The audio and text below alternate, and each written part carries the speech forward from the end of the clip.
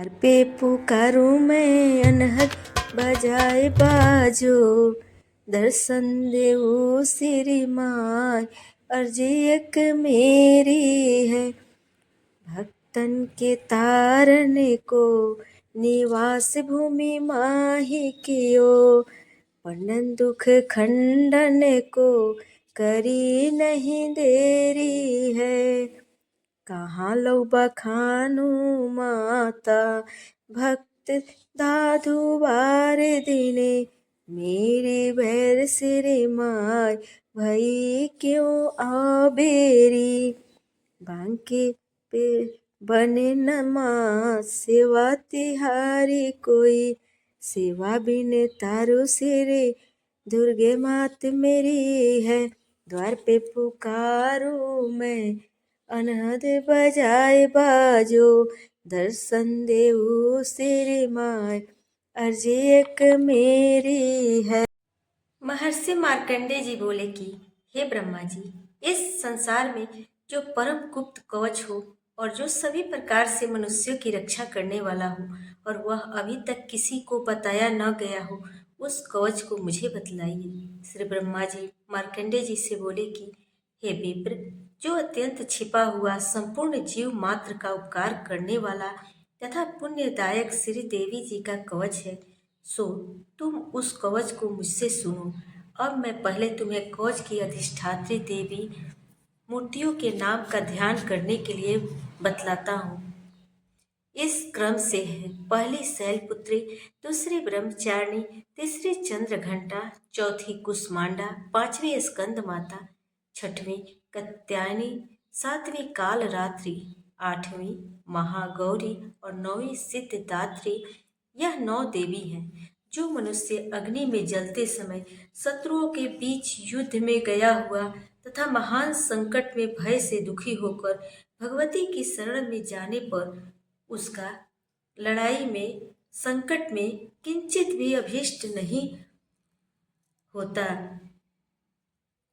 और उस पर मैं कभी भी आपत्ति, शोक, भय और दुख नहीं देखता हूँ। जो मनुष्य सच्चे हृदय से भक्ति के साथ भगवती का स्मरण करते हैं, उनको सब प्रकार से वृद्धि होती है। और हे देवी, तुम्हारा जो स्मरण करते हैं उनकी तुम अवश्य ही रक्षा करती हो, इसमें लेस मात्र भी संदेह नहीं। श्री चामुंडा देवी प्रेत पर, वाराही भैंसे पर, ऐन्द्री हाथी पर, वैष्णवी देवी गरुड़ पर, श्री माहेश्वरी बैल पर, कौमारी मोर पर तथा श्री विष्णु भगवान की प्रिय श्री लक्ष्मी जी कमल हाथ में लिए हुए कमल पर विराजमान है। श्वेत रूप धारण किए हुए ईश्वरी देवी बैल पर तथा समस्त आभूषणों से सुशोभित ब्राह्मणी देवी हंस पर आरूढ़ हैं। इस प्रकार ये समस्त देवियां संपूर्ण योगों से युक्त विविध भांति के आभूषणों तथा रत्नों से शोभायमान हो रही हैं। वे समस्त देवियां क्रोध युक्त रथ में बैठी हुई हैं, दिखाई देती हैं और शंख चक्र गदा शक्ति हल मूसल खेटक तोमर फरसा पास भाला त्रिशूल और उत्तम आयुध सारंग धानुष दैत्यों का शरीर बद्ध करने तथा भक्तों को अभय प्रदान करने के लिए और देवताओं के हित के लिए इन शास्त्रों को धारण करती हैं। हे महारौद्री, हे महाघोर पराक्रम वाली, तुम्हारे लिए नमस्कार है। हे महाबलशालिनी, हे महान उत्साह वाली, हे महामय विनाशिनी, हे देवी, बड़ी कठिनता से दर्शन देने वाली, शत्रुओं के भय को बढ़ाने वाली, मैं तुम्हारी शरण में आया हूँ, मेरी रक्षा करो। पूर्व दिशा में ऐन्द्री देवी, अग्निकोण में अग्नि देवता, दक्षिण दिशा में वाराही देवी, नैऋत्य कोण में खड्गधारिणी वारुणी देवी, पश्चिम में तथा वायव्य कोण दिशा में मृग वाहिनी, उत्तर दिशा में कौमारी, ईशान कोण में शूल धारण करने वाली, ऊपर आकाश से ब्राह्मणी और नीचे से वैष्णवी रक्षा करे। इस प्रकार 100 पर बैठी हुई चामुंडा देवी मेरी 10 दिशाओं में रक्षा करे।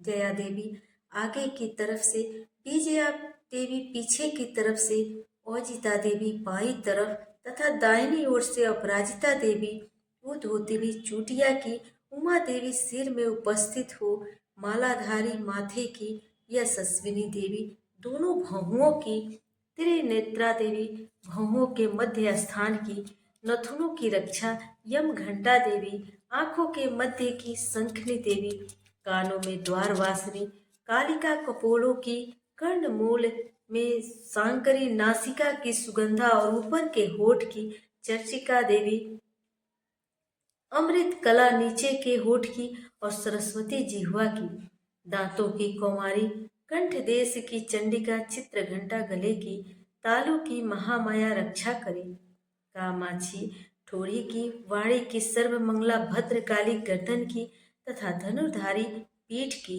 कंठ से बाहर नीलग्रीवा नलकुबरी, कंठ नली की, खड्गधारिणी, दोनों कंधों की भुजाओं की वज्रधारिणी रक्षा करी, दंडिनी, दोनों हाथों की, अंबिका, अंगुलियों की, समस्त नखों की, शूलेश्वरी, कोख की कुलेश्वरी रक्षा करी, महादेवी, दोनों स्तन की, शोक विनाशिनी मेरे मन की, ललिता देवी हृदय की और शूलधारिणी उदर की रक्षा करी, नाभि की, कामनी, गुह्य स्थान को गुह्येश्वरी, पूतना तथा कामिका लिंग की तथा महिष वाहिनी, गुदा की, कमर की भगवती, दोनों घुटनों की विंध्यवासिनी, सब काम देने वाली महाबली देवी, जंघाओं की रक्षा करी, टकुनों की, नारसिंही, पांवों के पृष्ठ भाग की तेजस्वी देवी, पांवों की उंगलियों की श्रीधरा देवी, तलुओं की तल स्थल वासिनी देवी,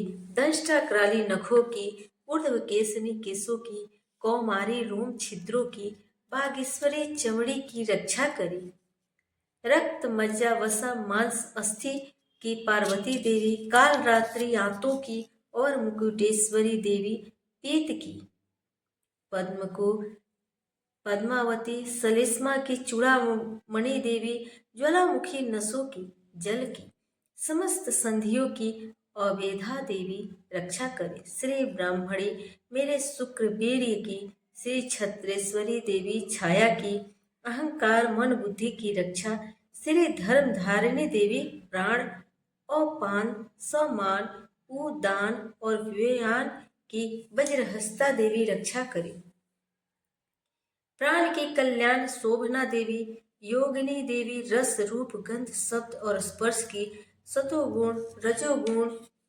तमोगुण, इन तीनों गुणों की नारायणी देवी रक्षा करी, आयु की वाराही देवी, धर्म की वैष्णवी देवी रक्षा करी, चक्रिणी देवी यश कीर्ति लक्ष्मी धन और विद्या की सदा रक्षा करे, इंद्राणी मेरे गोत्र की, चंडिका मेरे पशुओं की, महालक्ष्मी मेरे पुत्रों की और भैरवी मेरी स्त्री की रक्षा करे, सुपथा देवी मार्ग की, क्षेमकारी मार्ग में आई हुई आपत्तियों से, महालक्ष्मी दरबार में विजया देवी सभी स्थानों में सब प्रकार से रक्षा करे, यदि कवच में कोई स्थान रक्षा से शेष रह गया हो, उस स्थान के पापों का नाश करने वाली जयंती देवी रक्षा करे, अपना कल्याण चाहने वाले मनुष्य को कवच के बिना एक पग भी न चलना चाहिए, क्योंकि कवच से ही अपनी रक्षा करके नित्य जिस जिस स्थान पर जाकर जिस जिस कार्य की इच्छा करता है,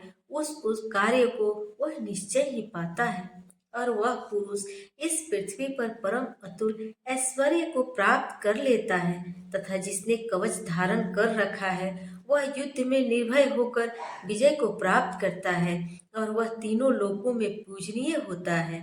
यह देवी का कवच देवताओं को भी दुर्लभ है। जो मनुष्य श्रद्धा पूर्वक पवित्र हो, नित्य प्रति तीनों संध्याओं के समय इस भगवती का पाठ करता है, उसे दैवी कला प्राप्त होती है और वह त्रिलोक्य में भी विजय प्राप्त कर सकता है। अकाल मृत्यु से रहित होकर 100 वर्षों तक जीवित रहता है और उसके लूता, विस्फोटक आदि रोग नष्ट हो जाते हैं। अस्थावर, जंगम, कृत्रिम विषादी तथा समस्त अभिचार यंत्र मंत्र आदि जो इस पृथ्वी पर है तथा भूचर प्राणी कुल में उत्पन्न होने वाले रोग, साकिनी डाकिनी आदि नीच देवता इस कवच के धारण करने से नष्ट हो जाते हैं। अंतरिक्ष में गगन करने वाले घोर महाबलशालिनी डाकिनी ग्रह भूत पिशाच यक्ष गंधर्व राक्षस ब्रह्म राक्षस बैताल कुष्मांडा भैरवादी इस देवी के कवच को हृदय में धारण करने वाले पुरुष के दर्शन मात्र से ये समस्त आपत्तियां नष्ट हो जाती हैं।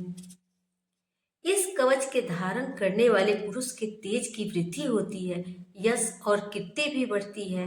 जो मनुष्य पहले इस कवच का पाठ करके बाद में सप्तशती का पाठ करता है, जब तक यह भूमंडल पर्वत वृक्ष वन को धारण किए हुए है, तब तक उस मनुष्य के संताति पुत्र पौत्रादि पृथ्वी पर बने रहते हैं। और जो देवताओं को भी परम दुर्लभ स्थान है, वह देहांत के बाद उस परमोत्तम धाम को प्राप्त करता है और फिर दिव्य स्वरूप को प्राप्त होकर शिव जी के साथ परम आनंद को प्राप्त करता है। दिव्य कवचम संपूर्ण। जयंती मंगला काली भद्रकाली कपालिनी दुर्गा क्षमा शिवा धात्री स्वाहा स्वाधा आदि मूर्तिमयी देवियों को नमस्कार है। हे चामुंडे देवी, हे प्राणी मात्र का कष्ट हरण करने वाली देवी, तुम्हारी जय हो। हे सर्वव्यापिनी, हे काल रात्रि देवी, आपकी जय हो। आपके लिए नमस्कार है। हे मधु कैटव दैत्य को मारने वाली श्री ब्रह्मा जी को वरदान देने वाली, तुम्हारे लिए नमस्कार है। हे देवी, मुझको रूप दो, यश दो और दुश्मनों का संहार करो। हे महिषासुर दैत्य को मारने वाली, भक्तों के लिए सुख देने वाली, तुमको नमस्कार है। भगवती, तुम मेरे लिए सुंदर स्वरूप दो, विजय दो, यश दो और दुश्मनों का संहार करो।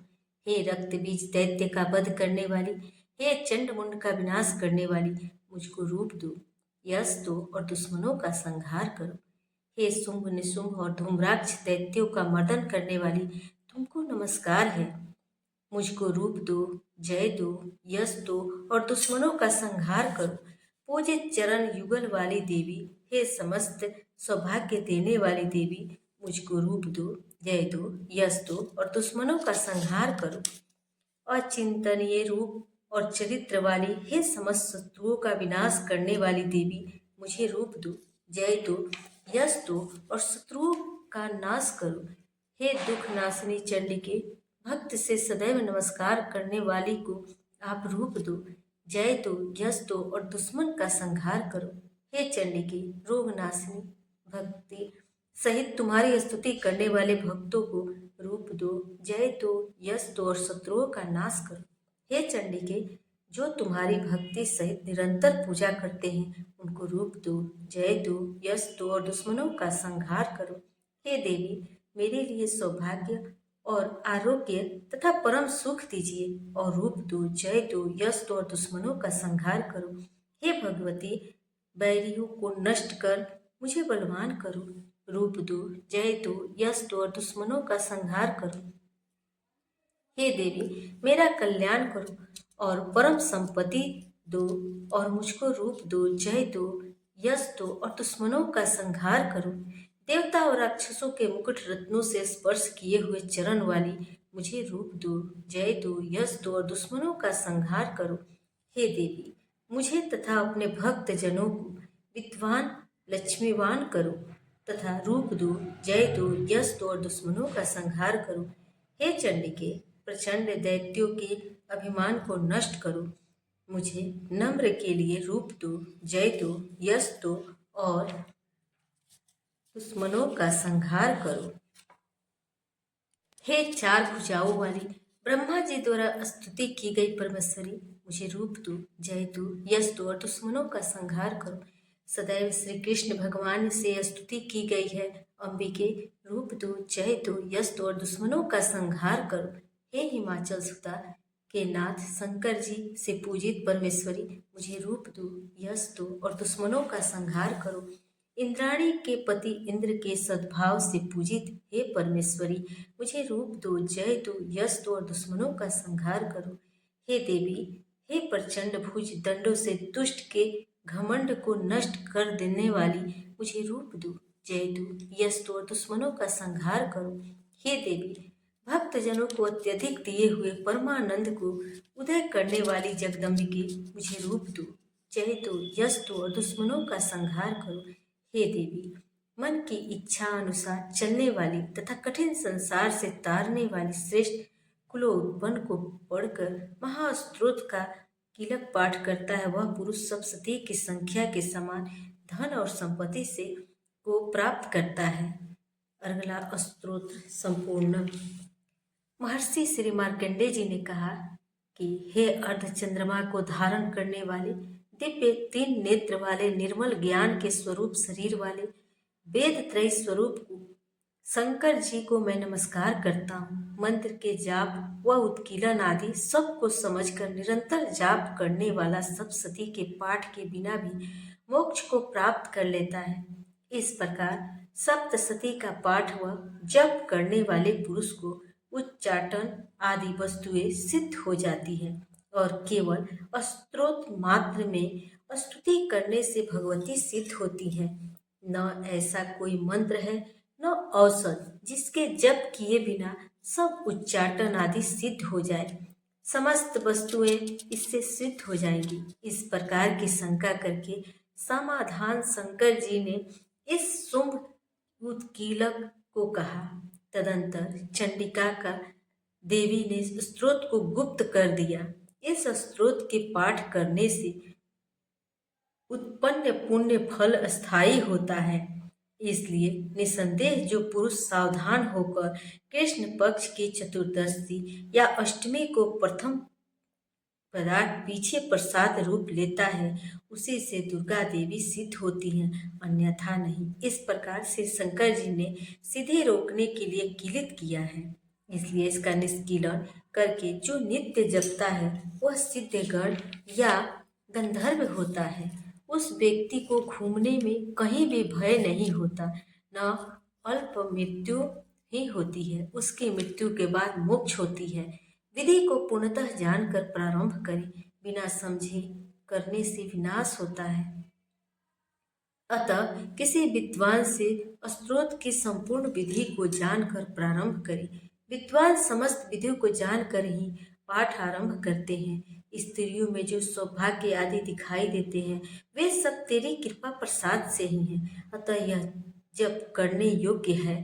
जो पुरुष इस स्तोत्र का धीरे धीरे सुस्पष्ट पाठ करते हैं उनको सभी संपत्ति प्राप्त होती है। इसलिए इसका पाठ उत्साह से प्रारंभ करना चाहिए। इसके प्रसाद से ऐश्वर्य, सौभाग्य, आरोग्य, संपदा, शत्रु नाश तथा उत्तम मोक्ष प्राप्त होती है। ऐसी देवी की स्तुति अवश्य करनी चाहिए। कीलक स्तोत्र संपूर्ण। मेघा ऋषि का दुर्गा की महिमा को राजा सूरत तथा समाधि विषय को बताना और मधु कैटव के पद का प्रसंग करना। महर्षि मार्कंडेय जी बोले, भगवान सूर्य के पुत्र सावर्णी की उत्पत्ति की कथा विस्तार से कहता हूँ, आप ध्यान से सुनिए। सूर्य की छाया से उत्पन्न सावर्णी जग जननी महामाया की कृपा से जैसे जैसे मनवंतर का अधिपति बना, वह कथा सुनिए। पूर्व समय स्वारोचित मनवंतर के चैत्रवंशी राजा सूरत समस्त पृथ्वी के चक्रवर्ती राजा हुए। वे प्रजा का निज पुत्रों की भांति पालन करते थे। यवन राजाओं से राजा सूरत की शत्रुता हो गई। दुष्ट दलन राजा सूरत से उसका भयंकर युद्ध हुआ और थोड़ी सेना व कोष होने पर भी यवन राजाओं ने सूरत को हरा दिया। तदंतर राजा अपने नगर में राज्य करने लगा, तो भी अन्य शत्रु राजाओं ने राजा सूरत पर चढ़ाई कर दी और नगर में भी दुराचारी मंत्रियों ने राजा का कोष, सैन्य तथा समस्त वस्तुएं छीन ली। तब राजा सूरत हार कर अकेला ही घोड़े पर सवार हो शिकार खेलने के बहाने घोर जंगल में चला गया। वहां महर्षि मेघा का सुंदर आश्रम देखा, जो अहिंसक जीव आदि तथा शिष्यों और मुनियों से सुशोभित था। वहां बैठे हुए महर्षि मेघा को राजा सूरत ने नमस्कार किया और मुनि से उचित सत्कार प्राप्त कर कुछ समय तक इधर उधर विचरता हुआ राजा उसी आश्रम में रहा। कुछ काल के बाद फिर वह अपने राज्य तथा प्रजा की चिंता में विचारने लगा कि जिस राज्य को मेरे पूर्वजों ने भले भांति चलाया और प्रजा का पालन किया, वह आज मुझसे चला गया। वे दुष्ट नौकर राज्य का पालन धर्म नीति के अनुसार कर रहे होंगे या नहीं, और मेरा मुख्य हाथी भी दुश्मनों के बस में हो जाने से क्या क्या कष्ट भोगता होगा। और जो आज्ञाकारी नौकर नित्य प्रसन्नता से धन और भोजन प्राप्त करते थे, अब उन दुष्ट राजाओं के आश्रय में रहकर कष्ट पाते होंगे। और मंत्री राज्य के धन को कुमार्ग में व्यर्थ ही अपव्यय करते होंगे। जो धन मेरे पूर्वजों ने बड़े कष्ट से संग्रह किया था, नष्ट हो गया होगा। इस प्रकार वह राजा राज्य की सभी बातों को चिंता करने लगा। कुछ समय पीछे एक दिन महर्षि मेघा के आश्रम के समीप एक वेश्या को आते देखा, तो राजा ने उस वेश्या से पूछा, अरे भाई, तुम कौन हो और यहाँ क्यों आए हो? तुम्हारा मलिन मुख शोक युक्त क्यों दिखाई देता है? इस प्रकार राजा सूरत की बातों को सुनकर उस समाधि नामक के वैश्य ने राजा सूरत से कहा। वैश्य बोला, हे राजन, मैं समाधि नाम का एक वैश्य हूँ। मेरा जन्म धनवान कुल में हुआ। मेरे दुष्ट स्त्री पुत्र आदि ने मुझे धन के लोभ में घर से निकाल दिया है। मेरा धन छीन लिया और मैं धन स्त्री पुत्र से रहित हूँ। अब मैं अकेला दुखी होकर इस वन में आया हूँ। अब मुझे अपनी स्त्री और बंधुओं का कुछ भी पता नहीं। मैं यहाँ रहने के कारण अपनी स्त्री पुत्र और स्वजनों की परिस्थिति को नहीं जानता कि वे इस समय अपने स्थान पर सुखी हैं या दुखी। मैं ये भी नहीं जानता कि मेरे पुत्र सदाचारी हैं या व्याभिचारी। राजा बोला, जिन स्त्री पुत्र आदि ने सब संपत्ति को छीन लिया, फिर उन्हीं के स्नेह में तेरा मन क्यों जाता है? वैश्य बोला, आपने मेरे विषय में जो बातें कही वे वास्तव में सत्य है, परंतु मैं क्या करूं? मेरे चित्त में कठोरता नहीं। जिन पुत्र आदि ने धन के लाभ में आकर मुझे घर से निकाल दिया है, हे महामते राजन, मेरा चित्त फिर भी उन्हीं में आसक्त होता है। यह जानते हुए भी अनजान हो रहा हूँ। मेरा मन उस दुष्ट आत्मा स्त्री पुत्र आदि में आसक्त हो रहा है और इसी से उधर श्वास चल रहे हैं। मुझे इसका दुख है और मन खीन है। मैं क्या करूं? इन स्वजनों के निर्मोही होने पर भी मेरे मन में उनके प्रति प्रेम है। श्री मार्कंडे जी बोले, हे द्विज श्रेष्ठ, तत्पश्चात राजा सूरत और समाधि वैश्य दोनों मिलकर मेघा मुनि के पास गए और प्रणाम करके बैठकर मेघा ऋषि से कथा प्रसंग करने लगे।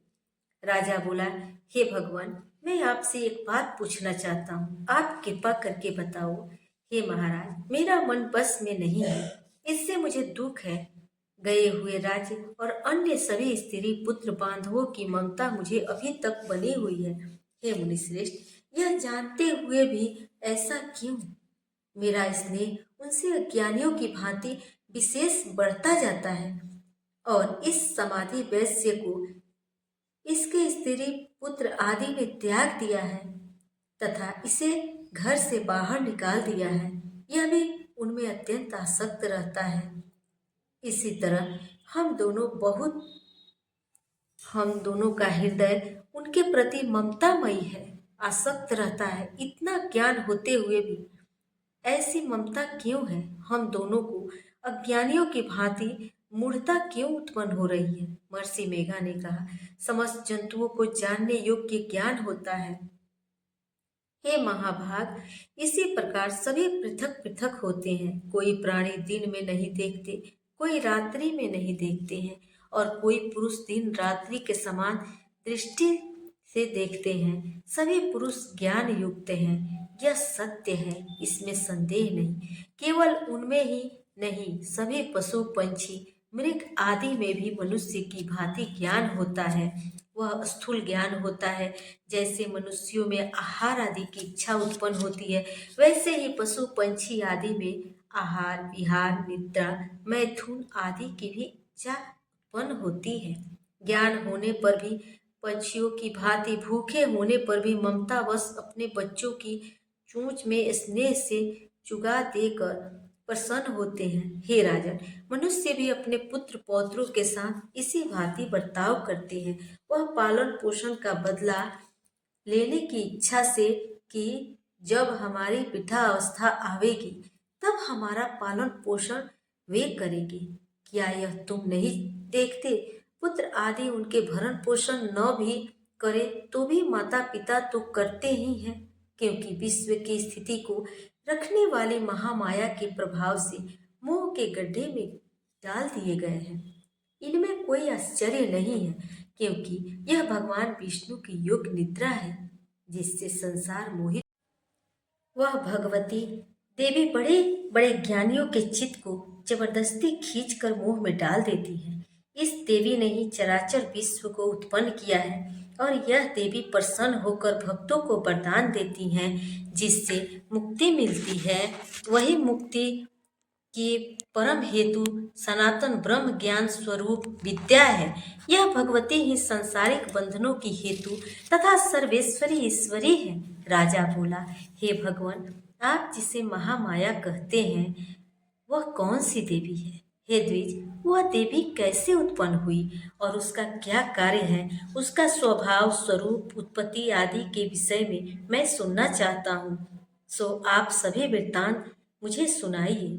ऋषि ने कहा, वह जगत मूर्ति नित्य है और सब चराचर में व्याप्त है, तथापि उसकी उत्पत्ति अनेक भांति से है। इस कथा को तुम मुझसे सुनो। यहाँ भगवती देवताओं की कार्य सिद्धि को उत्पन्न होती हैं और अजन्मा होकर भी उत्पन्न कहलाती हैं। जब भगवान विष्णु संपूर्ण विश्व को त्याग अंत में जल ही जल करके योग निद्रा में शेष शैया पर शयन कर रहे थे, उस समय विख्यात मधु और कैटभ नाम के दो घोर असुर भगवान विष्णु के कान के मैल से पैदा हो ब्रह्मा जी को मारने को तैयार हुए। वही ब्रह्मा जो विष्णु भगवान के नाभि कमल में स्थित है, उन दोनों भयंकर असुरों को मारने को आते देखकर और भगवान विष्णु को सोता हुआ देखकर ब्रह्मा जी योग निद्रा की प्रसन्नतार्थ एकाग्रचित मन से स्तुति करने लगे, क्योंकि भगवान विष्णु के नेत्रों से भगवती योग माया अपना प्रभाव हटा ले और भगवान जाग पड़ी। वह योग माया विश्वेश्वरी, जगत माता, स्थिति संहार करने वाली भगवान विष्णु की अतुल तेज वाली निद्रा स्वरूपा अनुपम शक्ति है। ब्रह्मा जी बोले, हे महामाये, तुम स्वाहा हो, तुम स्वधा हो, तुम ही वशटकार हो, यज्ञ का हिस्सा पहुंचाने वाला हो, अमृत भी तुम ही हो, अक्षरों में ओम मात्र तुम ही हो और नित्य आदि मात्रा भी आप ही हो। हे देवी, तुम ही संध्या, सावित्री और संसार की जननी हो।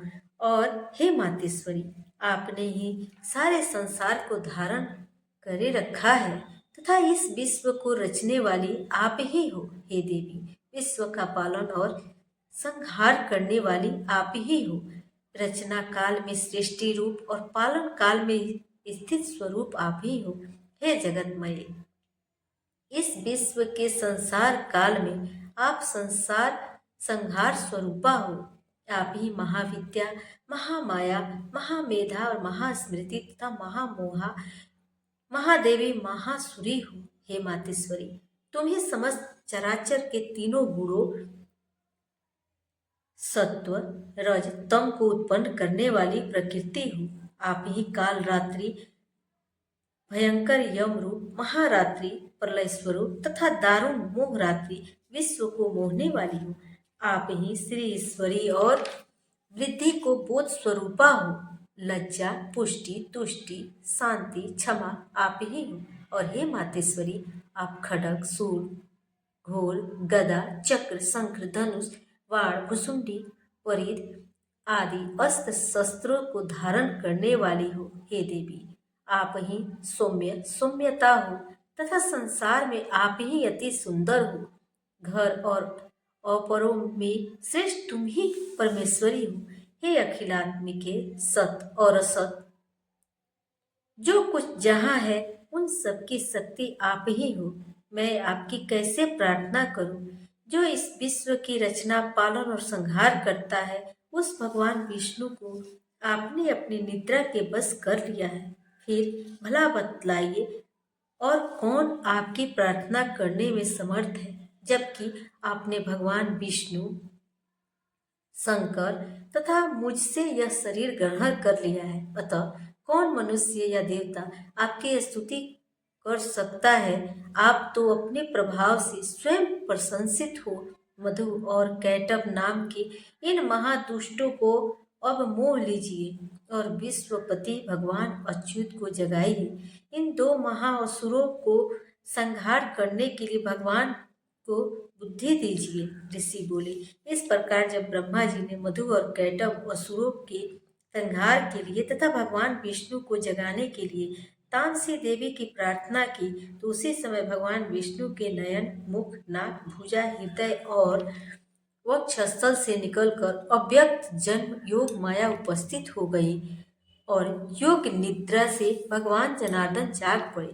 तदंतर भगवान विष्णु ने उन पराक्रमी वीर्यवान मधु और कैटव असुरों को देखा, ब्रह्मा जी को खाने के लिए जिनकी आंखें लाल हो रही थी। तब भगवान विष्णु ने शेष शैया से उठ उन असुरों से 5000 वर्ष तक बाहु युद्ध किया।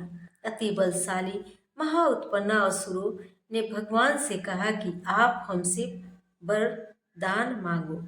भगवान ने कहा, यदि तुम मुझ पर प्रसन्न हो तो मेरे हाथ से तुम्हारी मृत्यु हो। मैं तो केवल यही वर चाहता हूँ। ऋषि ने कहा। इस भांति भगवान ने उनसे यह वरदान ले लिया। तो वे भगवान से कहने लगे कि हमें सर्वत्र जल ही जल दिखाई देता है, इसलिए हे भगवान, हमारा वध उस स्थान पर कीजिए जहाँ पृथ्वी पर पानी न हो। ऋषि मेधा ने कहा। तब भगवान विष्णु ने शंख चक्र गदा धारण किए और उनसे तथास्तु कहा। दोनों के सिर अपनी जंघाओं पर रखकर चक्र से काट दिए। इस प्रकार यह महामाया देवी श्री ब्रह्मा जी की प्रार्थना करने पर स्वयं उत्पन्न हुई है। हे राजन, मैं अब इनके प्रभाव को बताता हूँ, तुम ध्यान से सुनो। जय अम्बे गौरी मैया, जय श्यामा गौरी, तुम्हें कौन सी दिन ध्यावती हरि ब्रह्मा शिव जी। जय अम्बे गौरी मांग सिंदूर विराज, टेको मृग मद को उज्जवल से तो नैना चंद्र बदननी को। जय अम्बे गौरी कनक समान कलेवर रक्तांबर राजे, रक्त पुष्प गले माला कंठन पर साजे। जय अम्बे गौरी के हरि वाहन राज, खड्ग खपर धारी, सुर नर मुनि जन सेवत तिनके दुख हारी।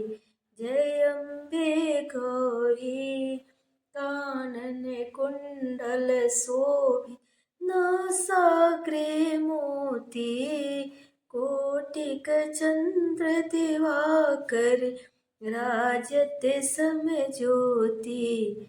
जय अम्बे गौरी शुंभनि शुंभ विधारी, महिषासुर धाती, धूम्र विलोचन नैना निस दिन मदमाती। जय अम्बे गौरी चंड मुंड संहारे, शोणित बीज हरे, मधुकैटभ दो मारे, सुर भयहीन करे। जय अम्बे गौरी ब्रह्माणी रुद्राणी तुम कमला रानी, आगमनि गंब खानी तुम शिव पटरानी। जय अम्बे गौरी 64 योगिनी गावत नित्य करते भैरू, बाजते ताल मृदंगा और बाजत डमरू। जय अम्बे गौरी तुम ही जग की माता, तुम ही हो हरता, भक्तन की दुख हरता, सुख संपत्ति करता। जय अम्बे गौरी भुजाचार्य अति शोभित वर मुद्राधारी, मन वांछित फल पावत सेवत नर नारी। जय अम्बे गौरी कंचन थाल विराज अबर कपूर बाती, सिरमाल के तुम राजत कोटि रतन ज्योति। जय अम्बे गौरी श्री अम्बे जी की यार जो कोई नर गावे, कहत शिवानंद स्वामी मन वांछित फल पावे। जय अम्बे गौरी। अब हम लोग पूजा में किए गए त्रुटियों के लिए माता से क्षमा प्रार्थना करेंगे। परमेश्वरी, मेरे द्वारा रात दिन सहस्त्रों अपराध होते रहते हैं, यह मेरा दास है यूँ समझकर मेरे उन अपराधों को तुम कृपा पूर्वक क्षमा करो। परमेश्वरी, मैं आवाहन नहीं जानता, विसर्जन नहीं करना नहीं जानता तथा पूजा करने का ढंग भी नहीं जानता, क्षमा करो। देवी सुरेश्वरी, मैंने जो मंत्रहीन, क्रियाहीन और भक्तिहीन पूजन किया है वह सब आपकी कृपा से पूर्ण हो। सैकड़ों अपराध करके भी जो तुम्हारी शरण में जा जगदम्ब कहकर पुकारता है उसे वह गति प्राप्त होती है जो ब्रह्मादि देवताओं के लिए भी सुलभ नहीं है। जगदम्बिके, मैं अपराधी हूँ किंतु तुम्हारे शरण में आया हूँ। इस समय दया के पात्र हूँ, तुम जैसा चाहो वैसा करो। देवी परमेश्वरी, अज्ञान से, भूल से अथवा बुद्धि भ्रांत होने के कारण मैंने जो न्यूनता या अधिकता कर दी हो वह सब क्षमा करो और प्रसन्न हो। सच्चिदानंद स्वरूपा परमेश्वरी, जगन माता कामेश्वरी, तुम प्रेम पूर्वक मेरे यह पूजा स्वीकार करो और मुझ पर प्रसन्न रहो। देवी सुरेश्वरी, तुम गोपनीय से गोपनीय वस्तु की रक्षा करने वाली हो। मेरे निवेदन किए हुए इस जप को ग्रहण करो, तुम्हारी कृपा से मुझे सिद्धि प्राप्त हो। जय माता दी।